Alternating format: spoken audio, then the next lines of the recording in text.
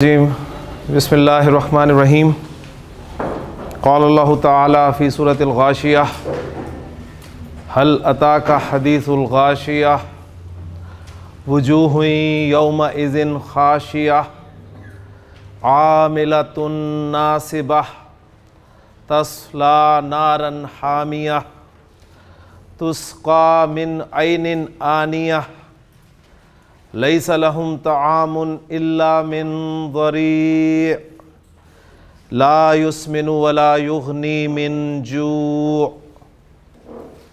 وجوہ یومئذ ناعمہ لسعیہا راضیہ فی جنت عالیہ لا تسمع فیہا لاغیہ فیہا عین جاریہ فیہا سرر مرفوعہ واکواب موضوعہ ونمارق مصفوفہ وزرابی مبثوثہ صدق اللہ العظیم رب اشرح لی صدری ویسر لی امری واحلل عقدۃ من لسانی یفقہوا قولی رب یسر ولا تعسر وتمم بالخیر آمین یا رب العالمین۔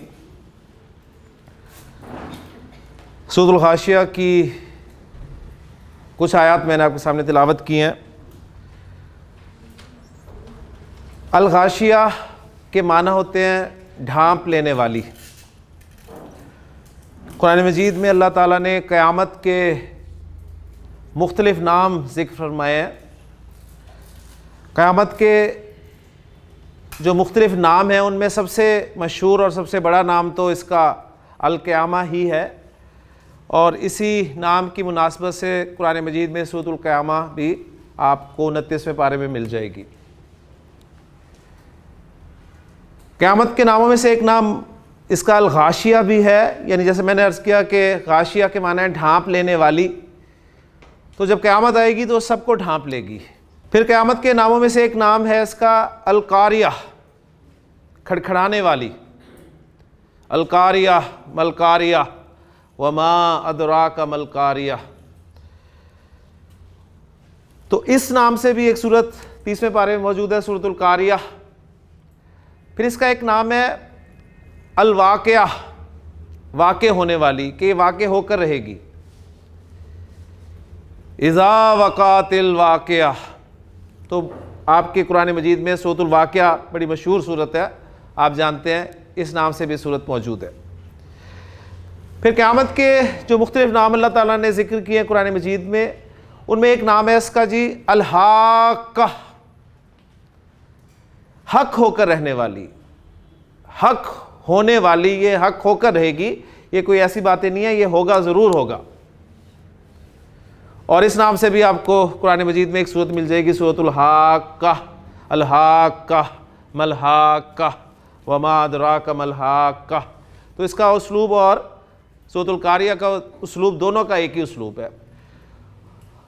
اور قرآن مجید میں اللہ تعالیٰ نے قیامت کا ایک نام الساعہ بھی ذکر کیا ہے، اور بھی مختلف ناموں کے ساتھ قرآن میں قیامت کو ذکر کیا گیا ہے۔ اور شاید آپ کو یاد ہوگا، میں نے آپ سے پہلے ذکر کیا تھا کہ قرآن مجید کی سب سے بڑی نصیحت جو ہے وہ موت ہے۔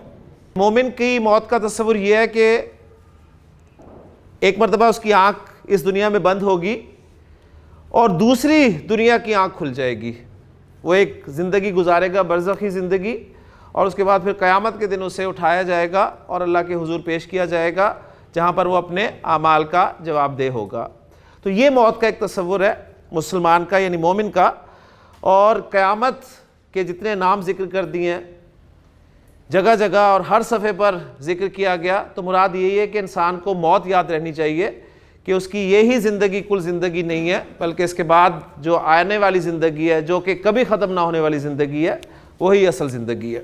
جمعے کی نماز میں امام صاحب دوسری رکعت میں نارمل کبھی اس پوری سورہ مبارکہ کو پڑھ دیتے ہیں، کبھی اس کے آدھے حصے کو پڑھتے ہیں، تو نبی کریم صلی اللہ علیہ وآلہ وسلم بھی جمعے کی نماز کی دوسری رکعت میں سورۃ الغاشیہ کی تلاوت اکثر کیا کرتے تھے۔ ایسی کیا بات ہے سورہ مبارکہ میں؟ آپ نے بے شمار مرتبہ اس سورہ مبارکہ کا ترجمہ بھی سنا ہوگا اور قرآن مجید ختم کرتے ہوئے آپ اس سورہ مبارکہ سے گزرے بھی ہوں گے. لیکن آج میں آپ کو اپنے ٹاپک کے حوالے سے بھی، جو کہ ہمارا اعراب کا ٹاپک چل رہا ہے، اس کے حوالے سے، اور انشاءاللہ تعالیٰ اس کے جو مضامین ہیں اس کے حوالے سے کچھ عرض کرنے کی کوشش کروں گا. سب الحمدللہ یہ جانتے ہیں کہ ہماری یہ زندگی عارضی زندگی ہے، اور یہ دنیا کی زندگی دارالامتحان ہے. اس میں ہمارا امتحان ہونا ہے اور رزلٹ نکلنا ہے، جو کہ آخرت کے دن نکلنا ہے. اب جب ہم کہتے ہیں کہ ہماری یہ زندگی جو ہے یہ دارالامتحان ہے، امتحان کا ذکر جب بھی ہوگا تو 7 چیزیں اس کے اور جڑی ہوئی آپ کو ملیں گی. ایک امتحان کے ساتھ طالب علم، اور دوسرا رزلٹ ڈے. تو گویا اگر یہ دنیا کی زندگی ہمارے لیے دارالامتحان ہے تو ہم سب کی حیثیت اس دنیا میں طالب علموں کی حیثیت ہے. ہم سب طالب علم کی حیثیت سے اپنی یہ زندگی گزار رہے ہیں اور امتحان سے گزر رہے ہیں. اور ایک دن ایسا آئے گا کہ رزلٹ اناؤنس ہوگا. وہ رزلٹ اناؤنس جس دن ہوگا وہ قیامت کا دن ہوگا.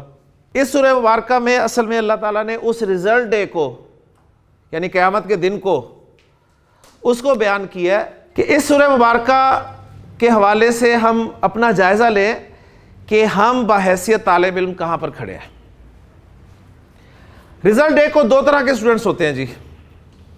ایک وہ اسٹوڈنٹس ہوتے ہیں جو کامیاب ہونے والے ہوتے ہیں، اور ایک وہ اسٹوڈنٹس ہوتے ہیں جو ناکام ہونے والے ہوتے ہیں. جو کامیاب ہونے والے اسٹوڈنٹس ہوتے ہیں انہیں پتہ ہوتا ہے کہ ہم نے پاس ہونا ہے کیونکہ انہوں نے محنت کی ہوتی ہے،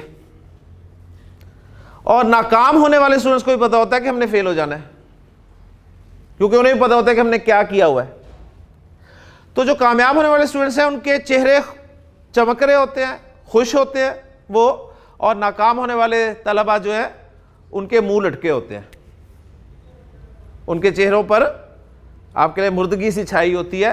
تو ان تمام باتوں کو سامنے رکھ کر اب ذرا اس سورہ مبارکہ کی آیات کو سنیے گا کہ اللہ تعالیٰ نے قرآن مجید کے سب سے اول جو مخاطب ہیں وہ نبی کریم صلی اللہ علیہ وسلم، اور پھر قرآن مجید کو پڑھنے والا ہر شخص اس کا جو ہے وہ مخاطب ہے. تو مجھ سے، آپ سے، ہم سب سے اللہ تعالیٰ نے ارشاد فرمایا کہ هل اتاک حدیث الغاشیہ، کیا تمہیں الغاشیہ کی خبر پہنچی؟ کیا تمہیں الغاشیہ کے بارے میں کچھ معلوم ہے؟ وجوہ یومئذ خاشیہ. اب میں پہلے ذرا الفاظ پہ بات کر لوں، پھر انشاءاللہ مضمون کو لے کے جاؤں گا.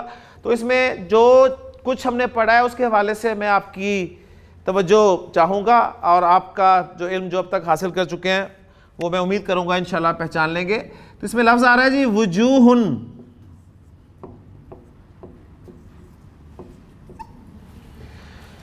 وجوہن.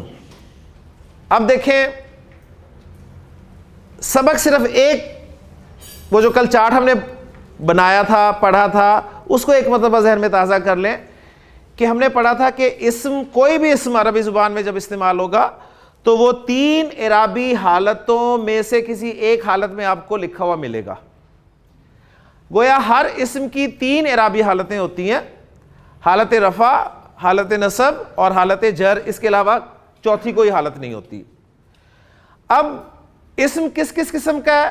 اسم واحد ہے، مثنیٰ ہے، اور جمع ہے عدد کے اعتبار سے، اور جنس کے اعتبار سے مذکر اور مؤنث ہے. تو گویا وہ اسم جو واحد ہے، چاہے مذکر ہے چاہے مؤنث ہے، اس کو جب ہم حالت رفع میں بولیں گے تو 2 پیش کے ساتھ بولیں گے. جیسے ایک قلم ہے، واحد ہے، مذکر ہے، تو میں اسے رفع میں کہوں گا قلمن، نصب میں کہوں گا قلمن اور ایک الف لگاؤں گا 2 زبر کے بعد، اور جر میں سے بولوں گا قلمن. اگر کوئی اسم مؤنث ہے، جیسے یہ آپ کا بورڈ مؤنث ہے، بورڈ کو عربی میں کہتے ہیں سبورہ، گولتا کے ساتھ آ رہا ہے، تو اسے میں رفع میں بولوں گا سبورتن، نصب میں سبورتن، جر میں سبورتن، اور نصب میں 2 زبر کے بعد ایک الف نہیں لگاؤں گا اس لیے کہ گولتا پہ ختم ہو رہا تھا. ٹھیک ہو گیا؟ اسی طرح کوئی اسم جمع مکسر ہے، اسم جمع مکسر میں ڈائریکٹ چھلانگ لگائی میں نے واحد سے جمع مکسر پہ، اس لیے کہ جمع مکسر کا بھی اعراب اسی طرح شو ہوتا ہے جس طرح واحد اسم کا اعراب شو ہوتا ہے. تو اگر کوئی اسم جمع مکسر ہے تو اس اسم کی رفع بھی دو پیش کے ساتھ، نصب دو زبر کے ساتھ اور جر دو زیر کے ساتھ آئے گی، چاہے وہ جمع مکسر مذکر کی ہے چاہے مؤنث کی ہے. ٹھیک ہے. اور جمع مکسر کہتے ہیں کسے ہیں ماشاءاللہ کہ وہ جمع جو جمع بناتے بناتے توڑ دی جائے.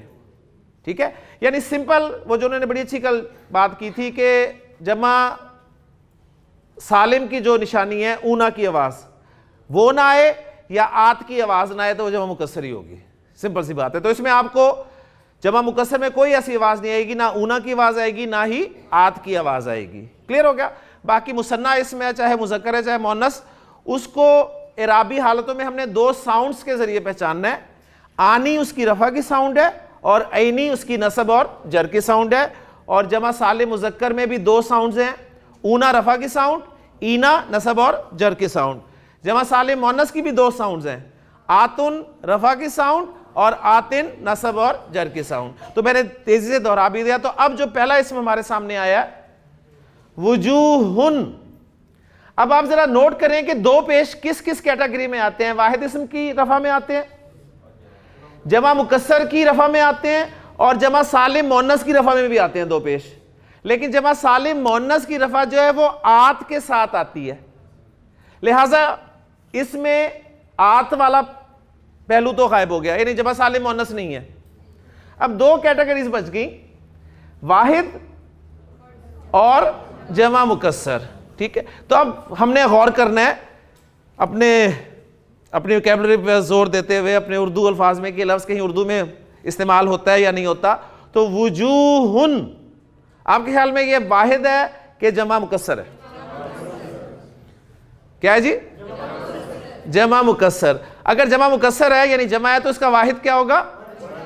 وجہن. ماشاءاللہ. وجہ چہرے کو کہتے ہیں اور واحد اس میں ہے تو وجہ کی تینوں اعرابی حالتیں کیا ہوں گی؟ وجہن، وجہن، وجہن. اور اس کی جمع ہے جی وجوہ، وجوہن. اور نصب کیا ہوگی اس کی؟ وجوہن، وجوہن. حالت نصب میں دو زبر کے بعد الف لکھوں گا؟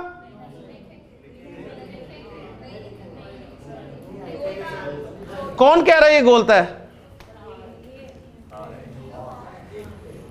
یہ ہاں ہے.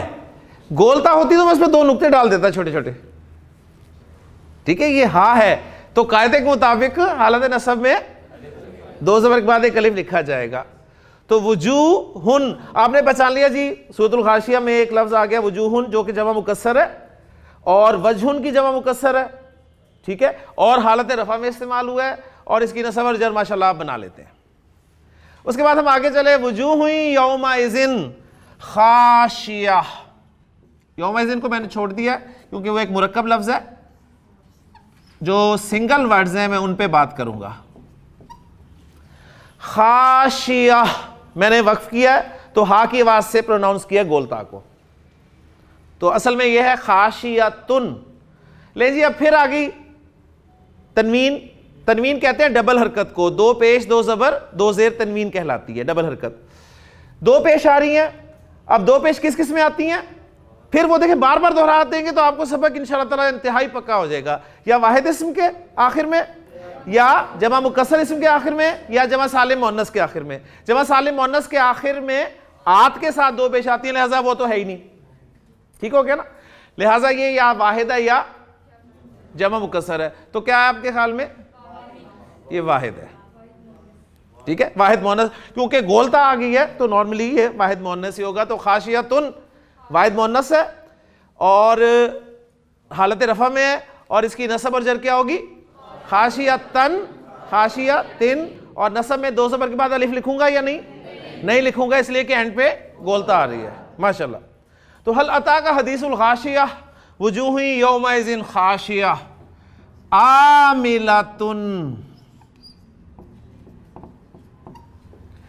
ناصبہ.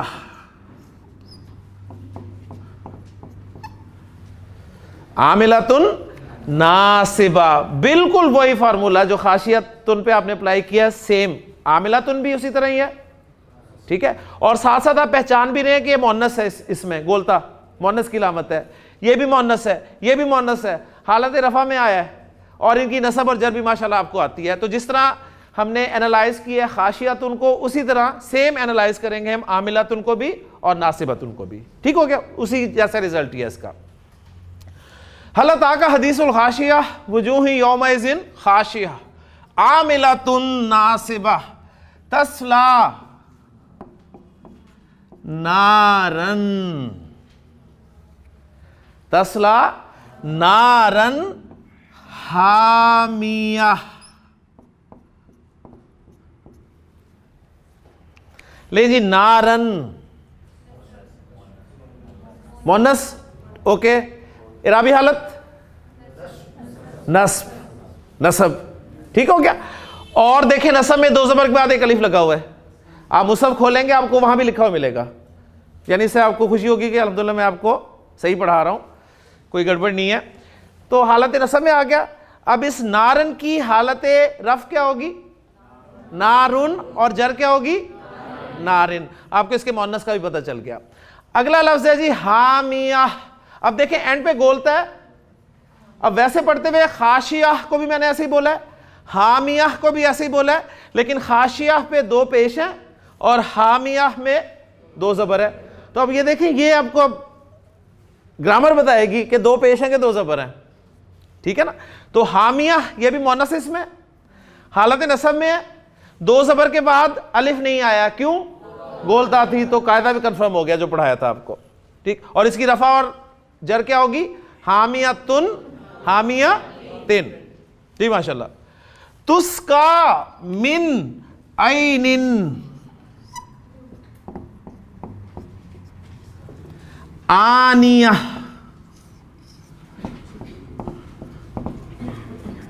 اب دیکھیں پھر میں نے اس کو آنیہ بولا ہے، گول تا تھی ہا کے ساتھ بولا وقف کرتے ہوئے، اور دو زیر آ رہی ہیں، دو زیر بھی آ گئی، دو زبر بھی آ گئی، دو پیش بھی آ گئی. لیکن جب میں نے وقف کیا تو ہا کی آواز کے ساتھ اسے پروناؤنس کیا. اینن. جی اعرابی حالت جر. ماشاءاللہ. کون سا اس میں؟ مذکر کے مؤنث؟ مؤنث کیسے ہوا؟ ہاں جی آنکھ. عین کے معنی ہوتے ہیں آنکھ، اور آنکھ ہے، آنکھ عین کے معنی آنکھ کے ہوتے ہیں. اور عربی زبان میں چشمے کے لیے بھی عین کا لفظ استعمال کیا جاتا ہے. ٹھیک ہے؟ چشمہ وہ جو سپرنگ ہوتا ہے اس کے لیے بھی عین کا لفظ استعمال کیا جاتا ہے. کیوں کیا جاتا ہے؟ اس کی بڑی وجوہات لکھی گئی ہیں کہ جی دونوں میں مماثلت پائی جاتی ہے. آنکھ سے بھی پانی بہتا ہے اور چشمے سے بھی پانی بہتا ہے. چشمہ بھی بڑا گہرا ہوتا ہے اور آنکھ میں بھی بڑی گہرائی پائی جاتی ہے. تو مختلف وجوہات ہیں بہرحال اس کی. تو عین کا لفظ آنکھ کے لیے بھی استعمال ہوا ہے، چشمے کے لیے بھی استعمال ہوا ہے، لیکن یہاں پر چشمہ مراد ہے، اس لیے کہ جو آگے لفظ آ رہا ہے وہ آنیہ. یہ بھی مؤنث اسم ہو گیا. ماشاءاللہ میں امید کر رہا ہوں کہ آپ فالو کر رہے ہیں. حالت جر اور اس کی رفع اور نصب بھی بتا دیں گے. کیا ہوگی؟ آنیتن آنیتن. ٹھیک ہے. اچھا اینن کی حالت رفع اور نصب کیا ہوگی؟ اینن اینن. دو زبر کے بعد الف آئے گا. ماشاءاللہ جی. لیس لہم طعام. طعام. ہاں جی واحد اور جمع مکسر میں آپ گھومیں گے، واحد اور جمع مکسر میں، کیونکہ ابھی کوئی چیز ایسی نہیں آئی. جی طعام اردو میں استعمال کرتے ہیں ہم. ٹھیک ہے. کارڈوں پہ آپ اکثر پڑھتے ہیں کہ طعام لکھا ہوتا ہے تو پتہ چل جاتا ہے کھانا. حالت رفع میں طعامن، نصب میں من، جر میں من. حالت نصب میں الف آئے گا؟ بالکل آئے گا جی ماشاءاللہ. لیس لہم طعام الا من ضریع. ہاں جی حالت جر، رفع اور نصب کیا ہوگی؟ ضریع ضریعا. الف آئے گا؟ بالکل آئے گا. ابھی ان کے معنی کیا ہیں وہ میں بعد میں آپ کے سامنے رکھوں گا. وجوہ یومئذ نائمہ. آگے میں چل رہا ہوں ایک آیت چھوڑ کے.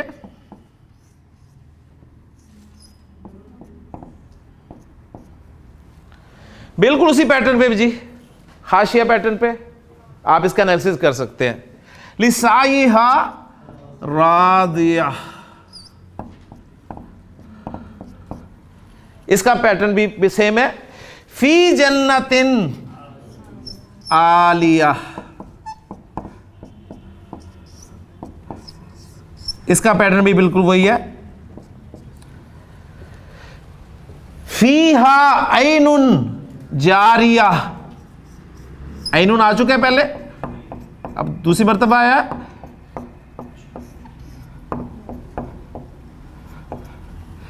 فیہا سرر، اب یہ نیا لفظ آیا آپ کے لیے. فیہا سرر مرفوعہ، جی سرر نیا لفظ ہے آپ کے لیے. یا واحد ہو گیا جمع مکسر ہوگا.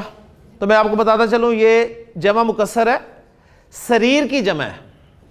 سریر کے معنی جس طرح یہ لگا ہوا ہے نا تھوڑا سا اونچا، ٹھیک ہے، تخت کہہ لیں، چارپائی کہہ لیں، بیڈ کہہ لیں، پلنگ کہہ لیں، عربی زبان میں سب کے لیے استعمال ہوتا ہے. اور ایون یہ آپ کا جو سٹیج ہے، ٹھیک ہے، پلیٹ فارم، اس کے لیے سریر کا لفظ استعمال ہوگا. اور مرفوع، ٹھیک ہے، مرفوع رفع نصب جر والا، وہ مرفوع اونچا کیا ہوا، ٹھیک. تو یہ جمع مکسر ہے حالت رفع میں، اور یہ واحد مؤنث ہے اور دونوں رفع میں استعمال ہوئے ہیں. تو فیہا سرر مرفوعہ و اکواب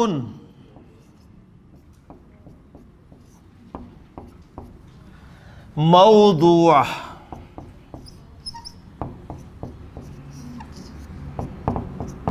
تو اس میں بھی ایک اور لفظ ہے اکوابن.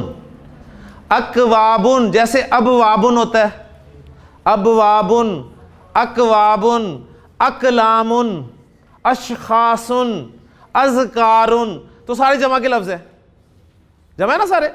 اذکارن، اشجارن، اشعارن، سارے جمع کے لفظ ہیں. تو ایک پیٹرن آپ کے سامنے آ گیا کہ اچھا یہ جمع کا پیٹرن ہے. اقسامن، ٹھیک، امراضن، اطفالن،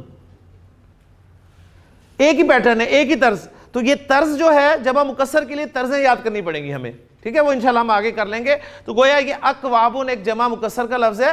کوب اس کا واحد ہے جی، کوب، کوبن، کوبن، کوبن، اور کوب کہتے ہیں پیالے کو، کپ کو. ٹھیک ہو گیا. لیکن یہیں تک رکھتے ہیں. ماشاءاللہ آپ نے پہچان کر لی. کچھ الفاظ کے معنی آپ کو آتے ہیں، کچھ کے نہیں آتے. باقی اب میں انشاءاللہ تعالیٰ اس پہ کچھ روشنی ڈال دیتا ہوں. جیسا کہ میں نے عرض کیا کہ اللہ تعالیٰ نے خبر دی ہے طالب علموں کو رزلٹ ڈے کے بارے میں کہ کیا تمہیں پتہ ہے کچھ نتیجے کے دن کیا ہوگا. وجوہ یومئذ خاشعہ، بہت سے چہرے اس دن جھکے ہوئے ہوں گے. یعنی اردو محاورے میں کہا جائے گا بہت سے منہ اس دن لٹکے ہوئے ہوں گے. ٹھیک ہے نا. جیسے میں نے کہا کہ اب آپ کو پتہ چل گیا کن کا ذکر ہو رہا ہے پہلے، ناکام ہونے والے طلباء کا، کہ وجوہ یومئذ خاشعہ، بہت سے چہرے اس دن جھکے ہوئے ہوں گے، یعنی منہ لٹکے ہوئے ہوں گے. فیل ہونے والے طلباء کے منہ لٹکے ہوتے ہیں، وجہ کیا ہوتی ہے مجھے بتائیں؟ ان کے فیل ہونے کی وجہ کیا ہوتی ہے جی؟ پڑھائی نہیں کی ہوتی. صحیح ہے نا. سارا سال اپنے دنیاوی امتحان کے بارے سے دیکھیں، سارا سال موجیں کی ہوتی ہیں، پڑھائی نہیں کی ہوتی، لہٰذا رزلٹ ڈے کو منہ لٹکا ہوا ہوگا. لیکن یہاں جو نقطہ آ رہا ہے نا وہ ذرا سنیے گا. یہاں پر بالکل برعکس بات ہو رہی ہے. عاملۃ ناصبہ، ایسی بات نہیں تھی کہ انہوں نے محنت نہیں کی تھی. عاملۃ، بہت محنت کی تھی انہوں نے. ناصبۃ، اور اتنی محنت کی تھی کہ محنت کر کر کے تھک گئے تھے. اب انسان چونکے گا کہ اتنی محنت کی اور محنت کر کر کے تھک گئے، پھر بھی منہ لٹکا ہوا ہونا اس دن. لیکن اللہ تعالیٰ نے فرمایا کہ بہت سارے چہرے اس دن جھکے ہوئے ہوں گے, منہ لٹکے ہوئے ہوں گے. ایسی بات نہیں کہ محنت نہیں کی تھی, بہت محنت کی تھی انہوں نے. عاملاتن, اور اتنی محنت کی تھی کہ محنت کر کر کے تھک گئے تھے. ناصباتن, تو آپ کے خیال میں کیا وجہ ہو سکتی ہے جی؟ ایسے ذرا لائیں اپنے, کہ قرآن زندہ کلام ہے, اپلائی کیا کریں اسے اپنے اوپر, دیکھا کریں کہ وہ جو محنت کی تھی, ٹھیک ہے, بہت محنت کی تھی, تھک گئے تھے, تو کیا یعنی محنت انہوں نے کی تھی, ڈائریکشن صحیح نہیں تھی, ڈائریکشن صحیح نہیں تھی. یعنی ایک طالب علم سارا سال پڑھتا رہے, یعنی طالب علم کو ذرا سامنے رکھے نا, طالب علم سارا سال پڑھتا رہے, نہ اسے کھانے کا ہوش ہو, نہ کھیلنے کا, نہ دوسری ایکٹیویٹیز کا, اور امتحان میں وہ پھر بھی فیل ہو جائے, تو کیا وجوہات ہو سکتی ہیں؟ نمبر 1, اس نے آؤٹ آف سلیبس تیاری کی تھی. یعنی جو سلیبس تھا, جو امتحان میں آنا تھا, اس نے وہ پڑھا نہیں, وہ عمران ڈائجسٹ پڑھتا رہا, اخبار جہاں پڑھتا رہا, ایک ایک لفظ اس کا رٹ لیا, لیکن اس کے بارے میں ایک سوال بھی امتحان میں نہیں پوچھا گیا. ٹھیک ہے نا, یہی وجہ ہو سکتی ہے نا, یعنی اس نے آؤٹ آف سلیبس محنت کی. تو آپ کا جواب سمجھ آتی ہے کہ جی وہ آؤٹ آف سلیبس, وہ محنت جو تھی, وہ جو محنت کرنی چاہیے تھی آخرت کمانے کے لیے, اس نے دنیا کمانے میں لگا دی, اور تھک ہار گیا دنیا کما کما کر. اور اس کا ثبوت ہمیں قرآن سے ملتا ہے. نبی کریم صلی اللہ علیہ وسلم نے, آپ کو پتا ہے کہ سورۃ الکہف پڑھنے کی تاکید فرمائی ہے. ایک تو نور کے حوالے سے روایت ملتی ہے کہ نور عطا کیا جائے گا اس شخص کو جو جمعے سے اگلے جمعے تک قائم رہے گا, اور ایک یہ بھی ہے کہ اس کی شروع اور آخری والی آیات یاد کرنے سے دجالی فتنے سے انسان جو ہے محفوظ رہے گا. تو اس میں آخری رکوع میں بڑے خوبصورت الفاظ ہیں کہ اللہ تعالیٰ ارشاد فرما رہے ہیں, قل هل ننبئکم بالاخسرین اعمالا, اے نبی صلی اللہ علیہ وسلم ان سے پوچھے کہ کیا ہم تمہیں بتائیں ان لوگوں کے بارے میں جو اعمال کے لحاظ سے زبردست خسارے میں ہیں. الذین ضل سعیہم فی الحیات الدنیا, یہ وہ لوگ ہیں کہ جن کی ساری سعی بھاگ دوڑ دنیاوی زندگی میں گم ہو کر رہ گئی. وَيَحْسَبُونَ أَنَّهُمْ يُحْسِنُونَ صُنْعًا, اور وہ گمان کر رہے ہیں کہ ہم بڑے تیر مار رہے ہیں, بڑے کامیاب جا رہے ہیں. تو یہ اشارہ ادھر ہی ملتا ہے کہ دنیاوی زندگی میں ساری اپنی زندگی کھپا دی, آخرت کے لیے کچھ نہیں کیا. یا ایک میں آپ کو اس کا پس منظر میں ایک واقعہ سناتا ہوں, جو میں نے کہا نا ڈائریکشن صحیح نہیں ہوگی.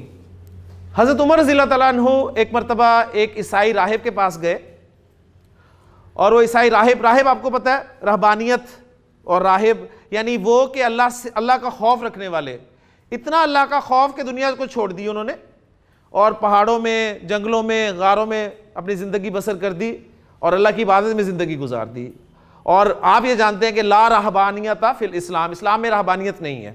ٹھیک ہے, تو بہرحال عیسائیت میں آپ کو چیز ملے گی. تو ایک راہب سے ملے, اور وہ دیکھیں انہوں نے کیوں یہ زندگی اپنائی, اللہ کے خوف کی وجہ سے. تو جذبہ بڑا پازیٹیو ہے, لیکن طریقہ کار صحیح نہیں ہے, کیونکہ نبی اکرم صلی اللہ علیہ وسلم نے اس دنیا میں رہ کے زندگی گزار کے ہمیں دکھائی کہ وہ ہمارے لیے آئیڈیل, ہمارے لیے نمونہ, ماڈل جو ہے نبی کریم صلی اللہ علیہ وآلہ وسلم ہی ہیں. تو بہرحال حضرت عمر ملے اس راہب سے, اور دیکھا کہ وہ انتہائی بوڑھا ہو چکا تھا, اور اتنا بوڑھا تھا کہ اس کی یہ جو بھویں ہیں یہ لٹک گئی تھی اس کی آنکھوں پر, اور اس حالت میں بھی وہ اللہ تعالیٰ کے ذکر میں مصروف تھا. حضرت عمر نے جب اسے دیکھا تو آپ رضی اللہ تعالیٰ عنہ کی آنکھوں میں آنسو آ گئے, اور آپ نے سورۃ الغاشیہ کی یہ آیات تلاوت کی کہ وجوہ یومئذ خاشعہ عاملۃ ناصبہ, کہ بہت سارے منہ اس دن لٹکے ہوئے ہوں گے, بڑی محنت کرنے والے اور تھک جانے والے. یعنی پازیٹو اس کا بھی یقین ہے, ایمان ہے, اللہ کا خوف, آخرت اس کا بھی ہے, لیکن ڈفرنس کیا ہے جی؟ حضرت محمد صلی اللہ علیہ وسلم کو نہیں مانتا,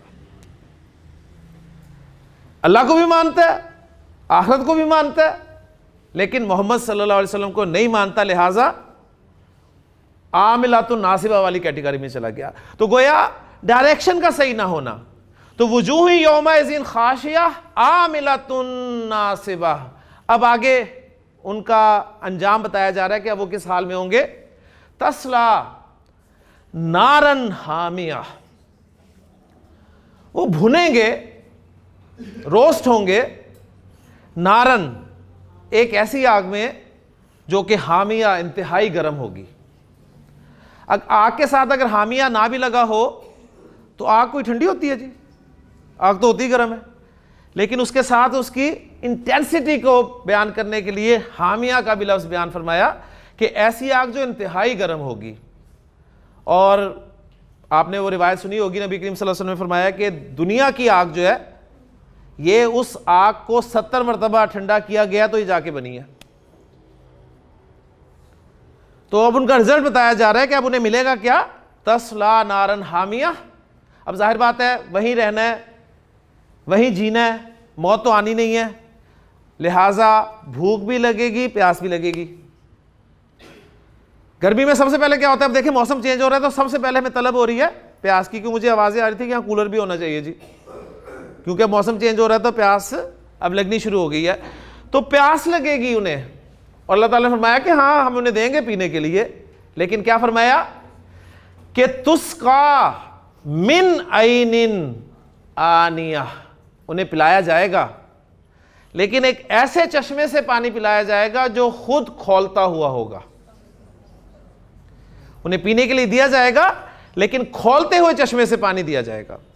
یعنی آپ کو اب ذرا تصور کریں کہ شدید گرمی ہو اور شدید پیاس، اور اس میں آپ کو گیزر سے فل ٹیمپریچر کر کے آپ کو ایک گلاس پانی کا بھر کے دے دیا جائے تو بتائیں کیا حال ہوگا. اور قرآن میں اللہ تعالیٰ نے یہ فرمایا کہ وہ پئیں گے، ایسے پئیں گے جیسے تمہارے پیاسے اونٹ پانی پیتے ہیں.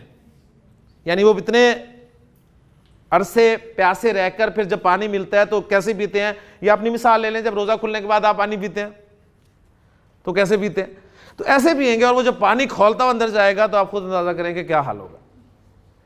تو تسقا من عین آنیہ لیس لہم طعام الا من ضریع. اب ظاہر بات اللہ تعالیٰ ظلم نہیں کرے گا، بھوک بھی لگے گی تو کھانے کو بھی دے گا انہیں، ان کے لیے کھانا ہوگا مگر ضریع میں سے. اب یہ لفظ چونکہ ہمارے لیے بڑا نیا لفظ ہے، اب ہم نے پتہ ہی نہیں ہے کہ کیا ہے یہ چیز، لیکن عرب کے سامنے جب یہ لفظ آیا تھا اس نے فوراً سے سمجھ لیا تھا. یہ اصل میں ان کے ہاں انتہائی کڑوا کانٹے دار پودا تھا جس کے پتے جو ہے ان کے اونٹ نارملی زیادہ کھاتے تھے. ٹھیک ہے، تو وہ بالکل کھانا بھی دیا جائے گا لیکن یہ کھانا دیا جائے گا، انہیں ملے گا. پھر کھانے کے کیا فائدے ہوتے ہیں جی؟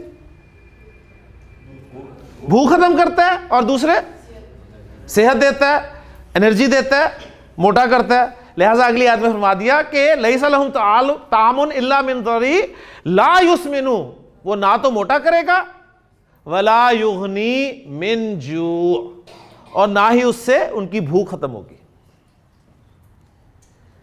یہ تذکرہ تھا جی ناکام طلبہ کا. اور اللہ تعالیٰ نے قرآن مجید میں جہاں بھی کامیاب ہونے والے طلبہ کو ذکر کیا، کامیاب ہونے والوں کو کیا تو ناکام کا ذکر ضرور کیا، ساتھ ناکام کو پہلے ذکر کیا تو کامیاب ہونے والوں کا ذکر ضرور کیا. جنتیوں کا تو ساتھ ہی دوزخیوں کا کیا تو جنتیوں کا بھی کیا. آگے پھر اب دوسرے گروپ کا ذکر ہو رہا ہے کہ وجوہ یومئذ نائمہ. ہاں، بہت سارے چہرے اس دن تر و تازہ ہوں گے. لسعیہا راضیہ، جو انہوں نے دنیا کی زندگی میں کوشش کی ہوگی نا اس سے راضی ہوں گے. کہاں ہوں گے؟ فی جنت عالیہ. ٹھیک ہے، لا تسمع فیہا لاغیہ، جو میں کچھ مس بھی کر گیا ہوں بیچ میں سے کیونکہ ایک جیسے الفاظ ہے، اس میں کوئی وہ لغو بات نہیں سنیں گے.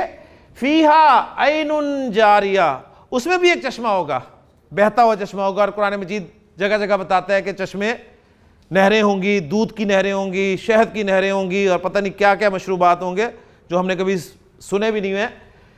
فیہا سرر مرفوعہ، اونچے تخت لگے ہوئے ہوں گے.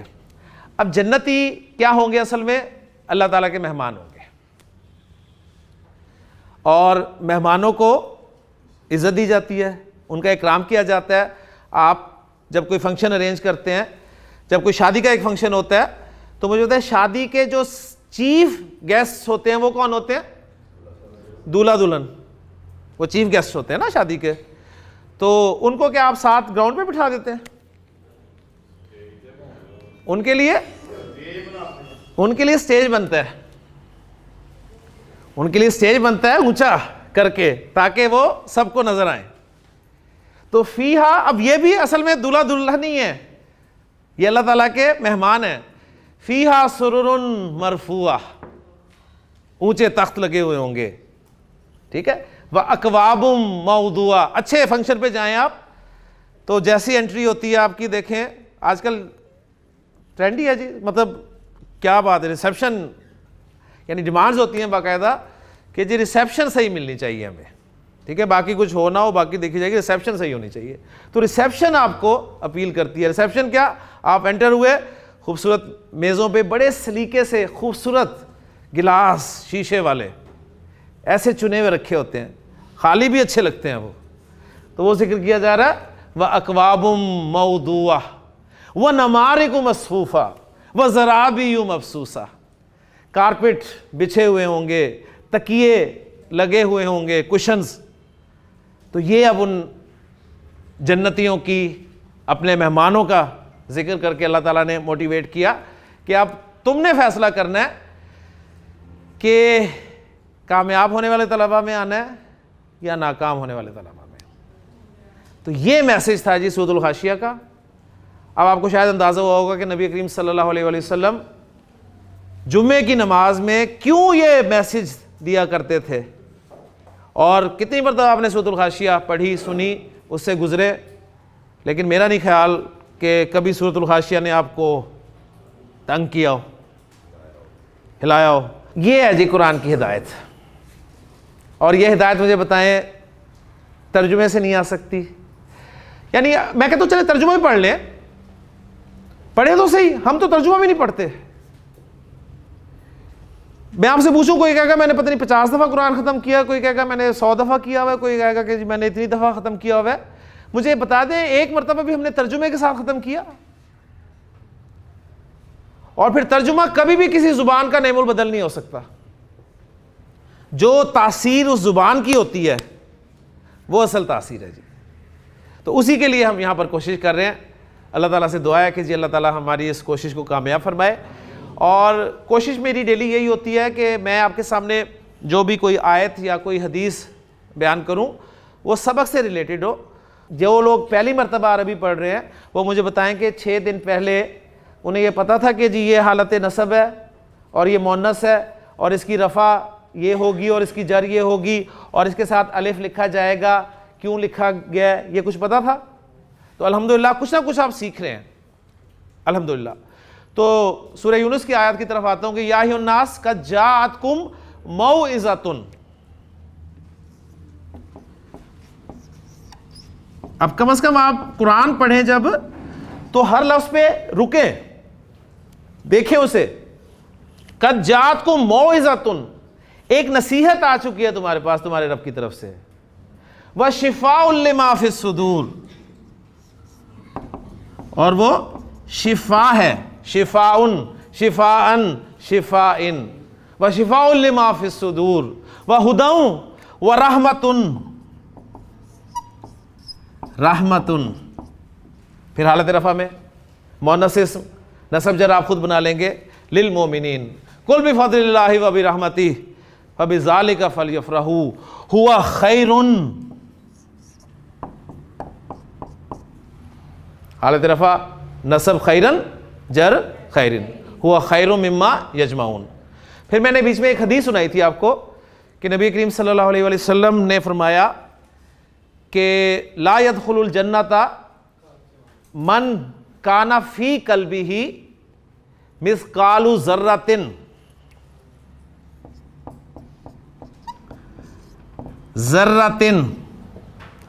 ذرہ، ایک ذرہ.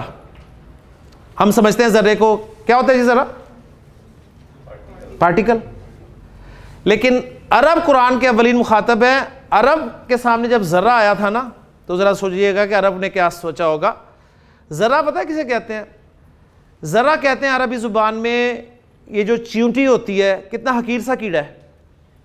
اگر چیونٹی یہاں پر فرش پہ چل رہی ہو تو مجھے یہاں سے شاید نظر نہ آئے. چیونٹی انڈے دیتی ہے. اب خود سوچیں آپ چیونٹی کا انڈا کتنا چھوٹا ہوگا. اب وہ چیونٹی جو انڈا دیتی ہے اس انڈے میں سے جو بچہ نکلتا ہے، اور وہ بچہ کتنا چھوٹا ہوگا، وہ آپ کو آنکھ سے تو نظر نہیں آ سکتا کم از کم. ابھی اس بچے نے اپنا آدھا، یعنی اپنے آپ کو آدھا باہر نکالا ہوتا ہے. اس بچے کو عربی زبان میں ذرہ کہتے ہیں. اب اس کا وزن کتنا ہوگا جی؟ وزن کیا ہوگا اس کا؟ نہیں ہوگا، صحیح ایسی بات نہیں ہوگا. یعنی آج کے دور میں نہیں آپ کہہ سکتے جی اس کا وزن ہوگا ہی نہیں. آج کی آپ کے انسٹرومنٹس جو ہیں وہ اس کا وزن بھی نکال لیں گے، ٹھیک ہے نا، یعنی نہ ہونے کے برابر. ٹھیک، تو یہ فرمایا جا رہا ہے جس کے دل میں ایک ذرے کے ہم وزن بھی کبر ہوگا وہ جنت میں داخل نہیں ہوگا. اور اسی طرح قرآن مجید میں اللہ تعالیٰ نے فرمایا نا فَمَن يَعْمَلْ مِثْقَالَ ذَرَّةٍ خَيْرًا يَرَهُ وَمَن يَعْمَلْ مِثْقَالَ ذَرَّةٍ شَرًّا يَرَهُ. یعنی جو ایک ذرے کے ہم وزن بھی نیکی کرے گا وہ بھی دیکھ لے گا، اور جو ایک ذرے کے ہم وزن برائی کرے گا وہ بھی دیکھ لے گا. تو ذرہ یہ ہوتا ہے جی. پھر ایک شخص نے پوچھا کہ اللہ کے رسول صلی اللہ علیہ وسلم، ایک شخص چاہتا ہے کہ اس کے کپڑے اچھے ہوں، اس کے جوتے اچھے ہوں، یعنی آج کے دور میں کہیں گے، آج دور کے حساب سے، کہ وہ برانڈ پہننا چاہتا ہے، اسے اچھا لگتا ہے کہ میں برانڈ استعمال کروں. تو آپ صلی اللہ علیہ وسلم نے فرمایا کہ کوئی حرج نہیں، ہمارا دین نہیں منع کرتا، ہمیں برانڈ سے ذہن میں رکھے گا. جس سے منع کرتا ہے وہ آگے ذکر ہے. آپ نے کیا فرمایا؟ ان اللہ جمیل جمیل جمیلن جمیلن، ان اللہ جمیل ویحب الجمال. اللہ تعالیٰ تو خود خوبصورت ہے اور وہ خوبصورتی کو پسند کرتا ہے. پھر آپ نے ڈیفائن کیا تھا کہ الکبر کیا ہے. کبر کیا ہے اصل میں؟ کبر یہ ہے کہ حق کا انکار کر دینا اور دوسروں کو حقیر سمجھنا. آپ پہنے برانڈ، آپ استعمال کریں اچھی سے اچھی گاڑی، لیکن خدا را کسی دوسرے کو کمتر نہ سمجھیں. آپ جو مرضی کھائیں، اللہ نے آپ کو دیا ہے، استعمال کریں. دین نہیں منع کرتا ہمیں استعمال کرنے سے، ٹھیک ہے. لیکن اصل چیز وہی ہے کہ آپ دوسروں کو حقارت سے نہ دیکھیں، دوسرے کو کمتر نہ سمجھیں کہ مجھے ہی سب کچھ دیا. آپ مجھے کوئی سرخاب کے پر لگے ہوئے تھے کہ اللہ نے مجھے سب کچھ دے دیا، اس سے اللہ راضی نہیں ہے، اسے نہیں دیا، مجھ سے شاید راضی ہے جو مجھے دے دیا. یہ نہیں ہے، ذہن میں رکھیے گا. تو یہ الحمدللہ سورۃ الغاشیہ، سورہ یونس کی 2 آیات اور حدیث میں استعمال ہونے والے الفاظ، ان کی رفع نصب جر آ گئی. سبق کو ختم کر رہا ہوں، وقت بھی ہو چکا ہے. پھر اسی بات پر کوئی بھی اسم ہو، واحد، مثنیٰ، جمع ہو، مذکر و مؤنث ہو، 3 اعرابی حالتوں میں عربی زبان میں پایا جائے گا. واحد اسم اور جمع مکسر اسم، مذکر ہوں چاہے مؤنث ہوں، ان کو رفع میں 2 پیش کے ساتھ، نصب میں 2 زبر کے ساتھ اور جر میں 2 زیر کے ساتھ شو کیا جائے گا. مثنیٰ اسم چاہے مذکر ہو چاہے مؤنث ہو، اسے 3 حالتوں میں 2 ساؤنڈز کے ساتھ ظاہر کیا جائے گا. ایک ہوگی آنی رفع والی اور ایک ہوگی عینی نصب اور جر والی. جمع سالم مذکر ہو اسم تو اس کا اعراب 3 حالتوں میں بھی 2 ساؤنڈز کے ساتھ ظاہر کیا جائے گا، اونا اور اینا. اونا رفع ساؤنڈ ہوگی اور نصب اور جر اینا ساؤنڈ ہوگی. اسی طرح جمع سالم مؤنث اسم اگر ہوگا تو اس کو بھی 3 اعرابی حالتوں میں 2 ساؤنڈز کے ساتھ شو کیا جائے گا. رفع والی اس کی آتن ساؤنڈ ہوگی اور نصب اور جر والی آتن. یہ ایک لیکچر میں نے خصوصی طور پہ آپ کی ریویژن کے لیے رکھا تھا، ورنہ نارملی ضرورت نہیں پڑتی اس کی. لیکن بیس آپ کی اگر بن گئی تو آگے انشاءاللہ قرآن مجید کی آیات کو انالائز کرنا آپ کے لیے آسان ہو جائے گا. تو بس اس کو پکا کریں. آپ کو پتہ ہونا چاہیے کہ واحد اسم ہے، اس پہ 2 پیش کیوں آئی ہیں، 2 زبر کیوں آئی ہیں یا 2 زیر کیوں آئی ہیں. آنی، اونا، اینا، آتن، آتن، بس یہ ساؤنڈز آپ نے پہچاننی ہے، حرکات آپ نے پہچاننی ہے، کہاں پر کیا آتا ہے. تو پھر انشاءاللہ دیکھیں گے آپ چند دنوں بعد جب ہم جملے بنا رہے ہوں گے تو آپ ایگزیکٹ اور پرفیکٹ جملہ بنائیں گے انشاءاللہ تعالیٰ. بس اللہ تعالیٰ سے دعا کرتے رہیں کہ اللہ تعالیٰ آسانی فرمائے ہمارے لیے، اس سبق کو بھی آسان فرمائے، آنے والے اسباق کو بھی آسان فرمائے، اور اسی شوق سے، اسی جذبے سے، اسی ولولے سے ہمیں اپنے کلام کی زبان سیکھنے کی توفیق عطا فرمائے. سبحانک اللہم و بحمدک، اشہد ان لا الہ الا انت استغفرک و اتوب الیک.